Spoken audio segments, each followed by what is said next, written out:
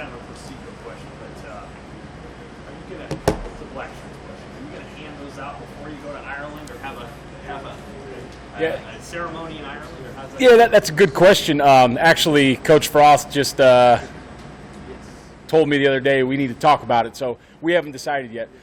Either, I'll tell you this, it'll either be right before we leave or it'll happen right when we get there.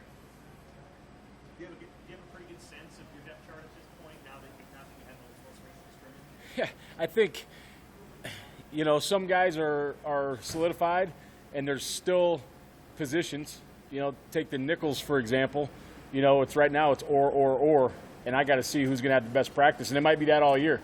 I feel like we got 3 competent guys right now, and it might be whoever practices the best that week gets to go out there first snap. Now, I assume that all those guys are going to play. They're all playing on special teams, just like it is at some other positions. But we got the luxury right now having some guys, that can all go out there and be a starter. I think it's a great thing to have, a great problem to have, because we have to have good practice now or you don't get to walk out there first. What does that allow you specifically at the nickel spot in comparison to what you've had the last couple of years with 20 guys? Having 3, how does that make it different? Yeah, I think, just surely you got to be on your A game every day. In the past, not trying to say that it didn't happen, but you could have, had a bad day and still not feel that heat on you a little bit. With some of those younger guys, Isaac may not have been ready at the beginning of the year. He transitioned to being ready at the end of the year. But now we got 3 guys in there, and everybody on the defense knows that any 3 of them can play. So let's have a great day every day. What did Isaac show you at the end of last year? What did he do to get himself ready for that opportunity at the end of last year? Yeah, I think, just his comfort with the defense, his level of film study, knowing what's about to happen to him, and then just walking out on the field for those last 2 games when JoJo was hurt. Isaac, we didn't miss a beat. He played really good football. Was there things he could have done better? Absolutely. But he went out there and played really good football against some really good football teams, and we were proud of what he did out there. What did the scrimmage look like to you from your standpoint, and specifically maybe a pass? Yeah, I think, it's always hard because you're not going to be able to tackle the quarterback, right? But I was pleased with the pass rush in the scrimmage. I thought overall really a much better scrimmage than we had the first time. Tackling was good. We had one really big bust that led to a touchdown, so that's got to get cleaned up.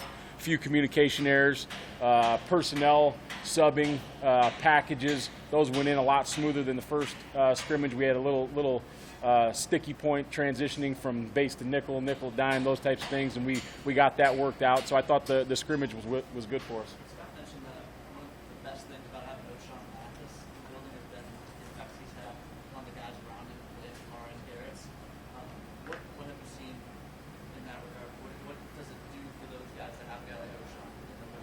Yeah, similar to the nickel position, it's just been more competition and more guys that everybody sees now. There's 5 guys, and any of them can walk out there and nobody would blink an eye, right? And everybody has to raise up their level of competition when you get a new guy in the room that can compete for a starting job, for a starting rotation, guys that understand, like, hey, this isn't play around time anymore. Every rep counts, every rep's being filmed, every rep's being graded, and just having more of those guys in the building helps.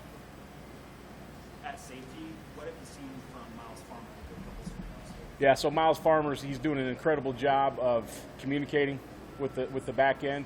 I can tell right now from Miles, just watching him about his day-to-day business, listening to him in the back end, I can tell how much it means to him and how important this is to him.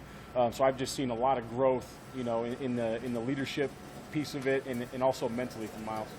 You mentioned he needed to maybe work on his man coverage and his tackling, obviously, but those 2 areas specifically, any growth? Yeah, I think, he's out there. He jumps up. He takes more reps than everybody in one-on-ones. He knows what he's got to do to get a little bit better, just that much better, and he's really taking it upon himself to, like I said, you see it when you're younger, and you kind of, some of those drills that aren't necessarily full speed, when we're working on tackling, we're working on man coverage, you kind of see a little sloppiness. Now from him, it's dialed in every single time.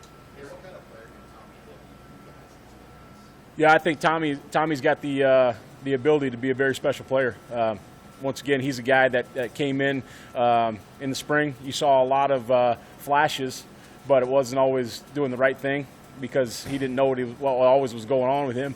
I've seen him grow a lot in the defense as well, and I think that he's got an opportunity to be a really special corner in this league. We saw Devin Drew out there last week. Yeah, it's been pretty amazing, actually. The guy came in, first off, Coach Dawson and the GAs have done an unbelievable job meeting extra with him, getting him ready. He's went out there, and you expect those guys to come out there, and you want to see what they can do, right? Can he play 3 technique? Can he play the run? Can he go rush the passer? And you expect there's going to be errors and blow-ups everywhere. There hasn't been. There hasn't been with him. Right now he's dialed in, he's operated, and he's going to compete for a chance to play. You know, realistically, in Ireland, you get here late, you expect him to take some reps. How many? I don't know. We'll see through this week, but I expect him to take some reps in Dublin. Erik, have you started going in on Northwestern? And if so, what are your early impressions of that team? Yeah, so today was kind of the first day we introduced some things from Northwestern. Obviously, you know, Coach Fitzgerald always brings a very disciplined operation. They're going to know what they're supposed to do. They're going to do it right. They're not going to make errors. They're not going to have penalties. So I really respect what they do on offense. You know, also they have one of the best tackles in the league, and they've got a running back that's really good. So I expect them to come out and try to run the ball and be physical. And their quarterback's now got a lot of experience in this league too. So I think that he's going to be able to deliver the ball where it needs to go. But I got a lot of respect for their team. Any chance from the outside in games appeared kind of drama-free from the defensive side? Has it felt that way?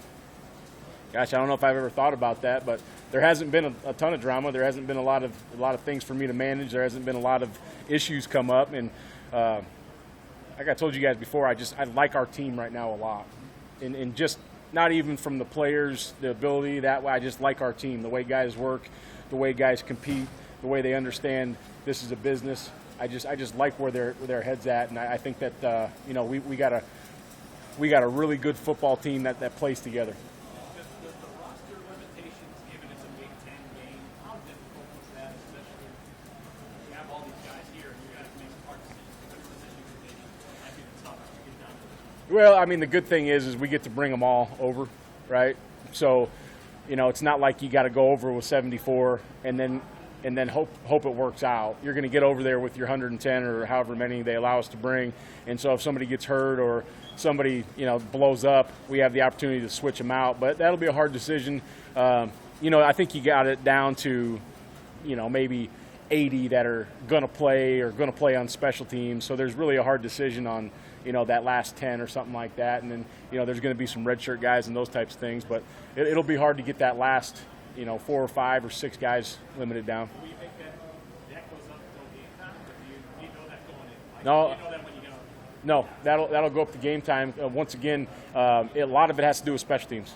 You know, if somebody is needed on special teams and we got to bring them up, maybe that, you know, that third corner, just an example, I don't even, you know, maybe that, you know, the third corner, the fourth corner, maybe he's there right now, but it's a close battle and he's not on teams and we need to bring another guy up to play teams, he's going to have to be that fourth corner, you know what I mean, or linebacker or nickel or however it works out. So those are going to be some probably up until Thursday before the game. Erik, you talk about Nash and Stephon, that competition.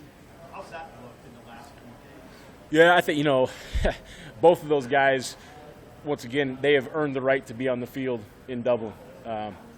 Who's going to walk out there first? Who's going to play more snaps? I don't know. You know, and both of them have a really good skill set, a little bit different skill set. You know, Nash plays with a ton of power. You know, Stephon can get on the move and do some of those things, but those guys have done a really nice job in camp, and we're all going to see both those guys playing a lot of Big Ten football. Where is Blaise Gunnerson at for you now? Yeah, I mean, Blaise Gunnerson's a guy that, you know, he had some injuries early in his career. Took him a little bit longer, but he's in a really good place right now, and he's another guy. Does he deserve to play? Absolutely. He's going to play reps. You know, we got you know, a lot of guys on that edge that can go, but Blaise had a really good scrimmage. You know, he had a really good scrimmage. He made some really nice plays. He had a great effort to the football. So I couldn't be more proud of where Blaise is at right now. Is it a challenge when you've got so much depth at that edge spot to working guys like Blaise and Jabari to make sure they're getting their reps and continuing to develop? Yeah, I think that's always a challenge, and it's always a management piece of the puzzle, right? And you got to, like I said, those guys have earned reps. It's not like we're giving them reps just to be, hey, nice guy. Those guys have earned the right to be on the football field. So Coach Dawson and myself, you know, upstairs and downstairs are going to have to manage that a little bit throughout the game. How many guys do you think you can play at safety and feel good about being out there at safety? You know, I think there's at least 4, probably 5 that we feel good about being in the football game. Safety's a little bit harder to rotate. You want to get some fresh legs in there, a little harder to rotate than on the edge because there's so much stuff going on. But there's definitely a lot of guys that can get in the game, and those guys need to play on special teams as well. Did it surprise you that Omar Brown was able to acclimate as quickly? Is he one of those 4 or 5? Yeah. Yes, he is, and no, it did not surprise me.